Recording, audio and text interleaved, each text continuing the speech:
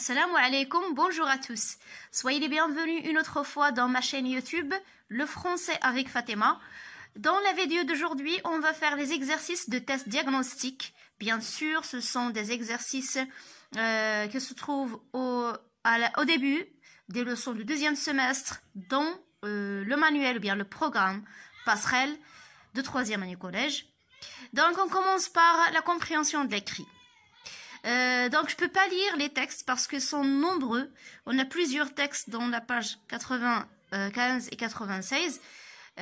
سأتكلم بالعربية. إذن لا أستطيع قراءة جميع النصوص الموجودة في الصفحتين 95 و 96 لأنها كثيرة وستأخذ كثيرا من الوقت.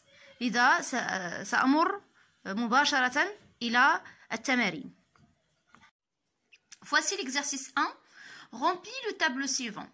Voici donc, on a 5 documents, 5 textes. On va trouver le nom de l'auteur de chaque document. Le nom de l'auteur, يعني اسم الكاتب. Titre de l'œuvre, عنوان الكتاب. Genre de l'œuvre, نوع الكتاب. Date de publication, تاريخ نشر. Publication نشر. Maison d'édition, دار النشر.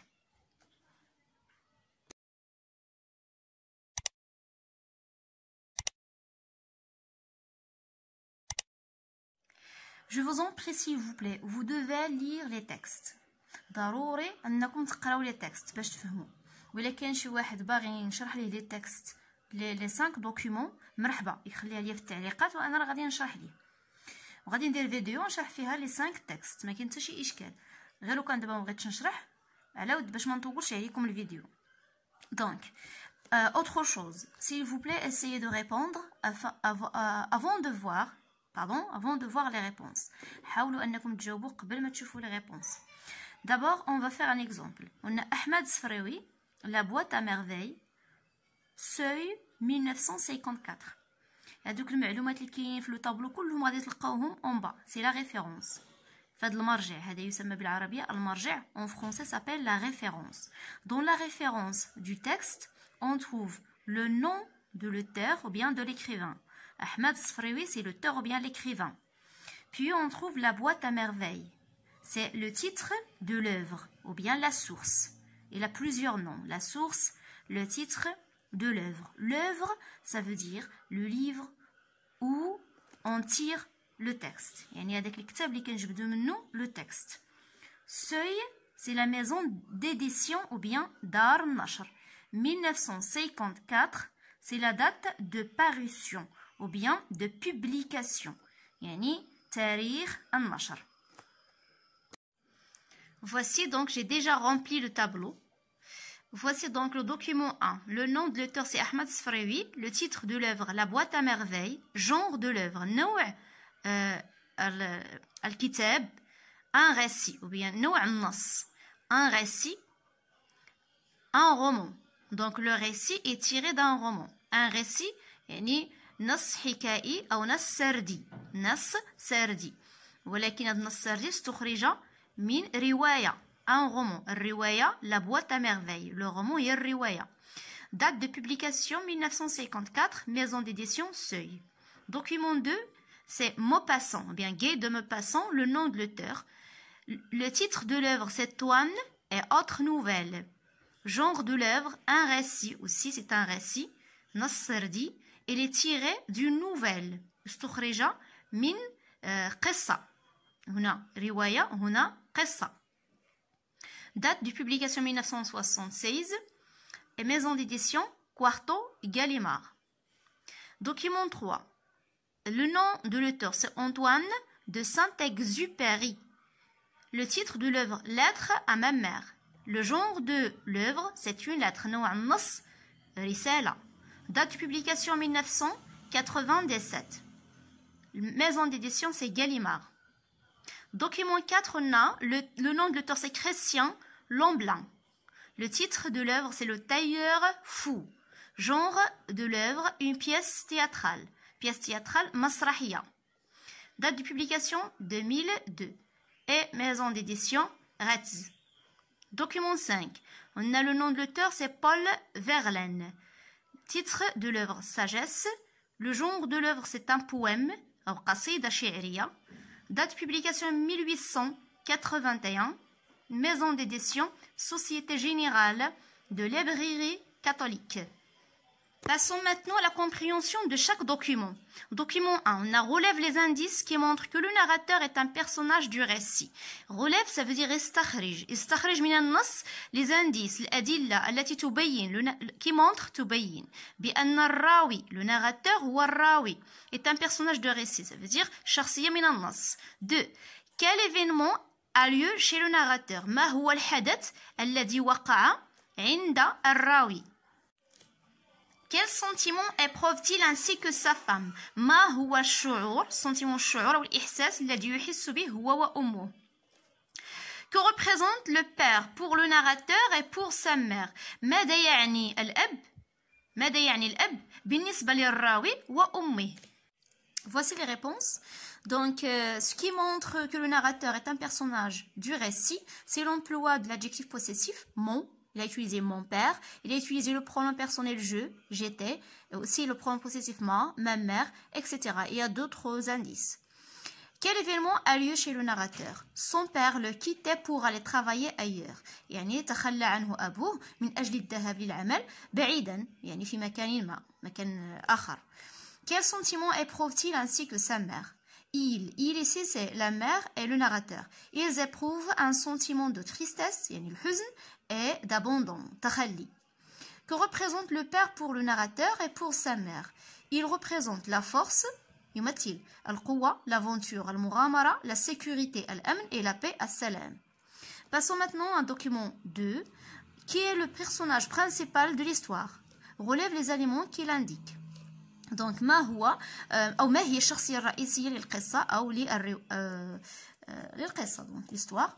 Relève les éléments qu'il indique. Donc يجب عليك استخراج ما يبين ذلك. Que lui est-il arrivé? ماذا وقع له? Comment sa femme se comporte-t-elle envers lui? كيف تتعامل زوجته أو ما هو تعامل زوجته تجاهه؟ ما هو سلوك زوجته تجاهه؟ Comment réagissait-il? كيف يتفاعل مع هذا التعامل؟ أو بالأحرى ما هي ردة فعله؟ Voici les réponses. Donc le personnage principal est Tuan Mafin.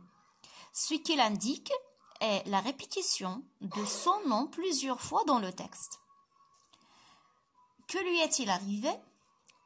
Il eut une attaque et tomba paralysé. Paralysé, ça veut dire handicapé. Yani, mu'aq, asbaha mu'aqan. On a 3. Elle se comporte. Comment sa femme se comporte-t-elle envers lui? Elle se comporte avec méchanceté. Yani, tu'amiluhu bishar. Méchanceté, ashar. Comment réagissait-il? Il réagissait avec négligence. يعني ردة الفعل ردة فعله هو اللامبالاة أو التجاهل. يتجاهلها. Négligence. Document 3. Quelle est la relation qui lie l'émetteur et le destinataire? ما هي العلاقة التي تربط بين المرسل والمرسل إليه? L'émetteur المرسل, les destinataires المرسل إليه. De quel type de lettre s'agit-il alors? ما هو نوع الرسالة أو ما هو نوع هذه الرسالة؟ إذن reproduit la structure de la lettre en suivant les indications ci-après. أعد إنتاج هذه الرسالة. إنتاج la structure يعني la structure هو البنية. la structure البنية. أعد إنتاج بنية هذه الرسالة الآتية en suivant les indications ci-après. Donc, on va suivre ces indications-là. Voici les réponses. Donc, on a quelle est la relation? Quel est l'émetteur et le destinataire? Il s'agit d'une relation maternelle. إذن علاقة أمومة. De quel type de lettre s'agit-il alors? Il s'agit d'une lettre personnelle, puisque Antoine écrit sa lettre à sa maman. Donc, c'est une lettre personnelle. On a d'abord reproduit la structure. Voici la structure. Donc, le lieu, c'est Juby, date 1927. La formule d'appel, ma petite maman.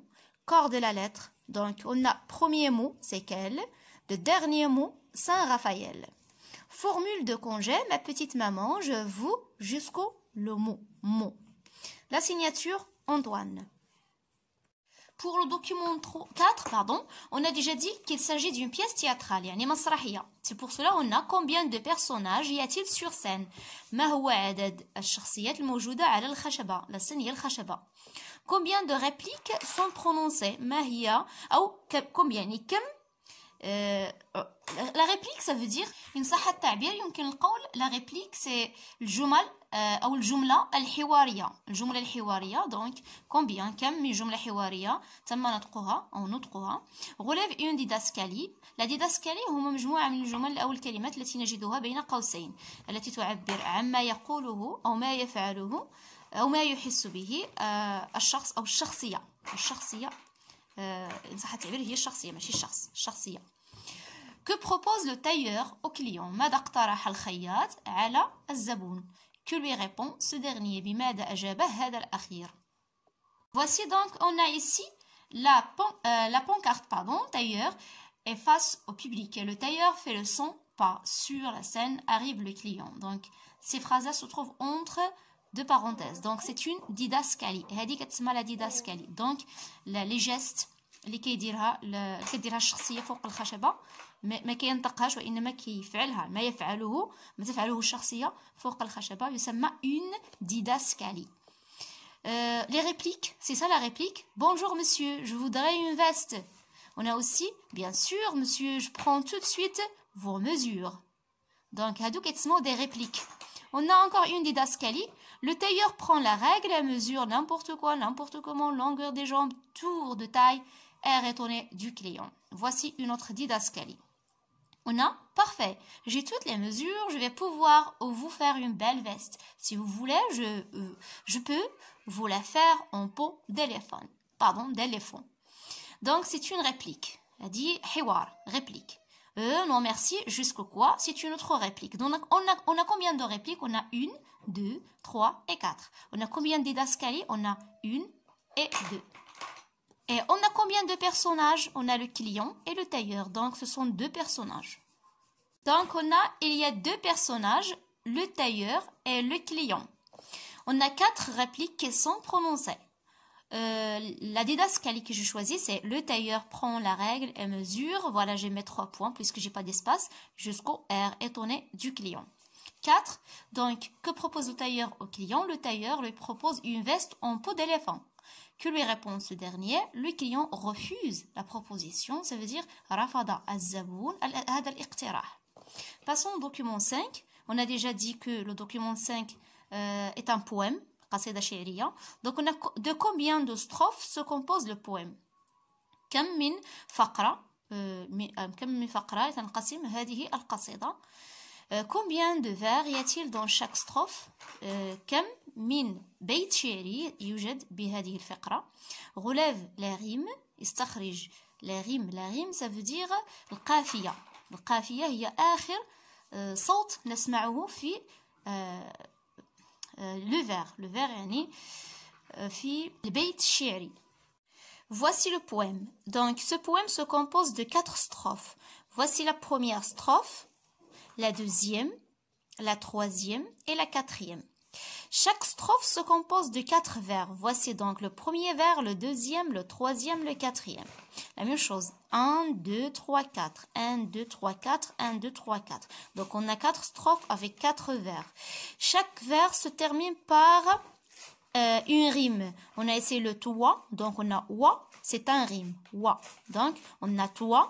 On a calme. Donc on a alme. On a wa. M, voilà, wa, m, la même chose. Voix, teinte, voix, plainte. On a wa, ente. La même chose, on a la, tranquille, la, ville. On a la, il. Voilà, cesse, voilà, jeunesse. On a le son, c'est le dernier son, c'est la, s, la, S. Donc, هادو كيتسموا لي غيم أو القوافي باللغة العربية. Donc, maintenant, on va voir la composition de ces rimes. كيفاش مرتبة هاد les rimes. Donc, on a wa. On va d'abord dire que wa, c'est a. D'abord, a. C'est-à-dire, on نعتبروها a. م, on نعتبروها b. wa, on نعتبروها a.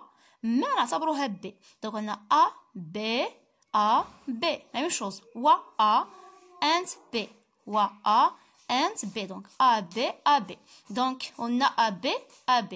Ces rimes-là s'appellent des rimes croisées, parce qu'ils sont croisés. A, B, ils sont croisés. Donc, ils se composent de 4 strophes. Dans chaque strophe, il y a 4 vers. Relève la rime. Donc, voici, j'ai relevé les mots. Donc, à la fin de mot toi, il y a le son wa. C'est une rime. Calme, on a m, wa, m. Donc, la disposition de ces rimes, c'est A, B, A, B. Donc, elles s'appellent des rimes croisées. On a A avec A, B avec B. Donc, ce sont des rimes croisées. Et voilà, j'arrive à la fin de ma vidéo.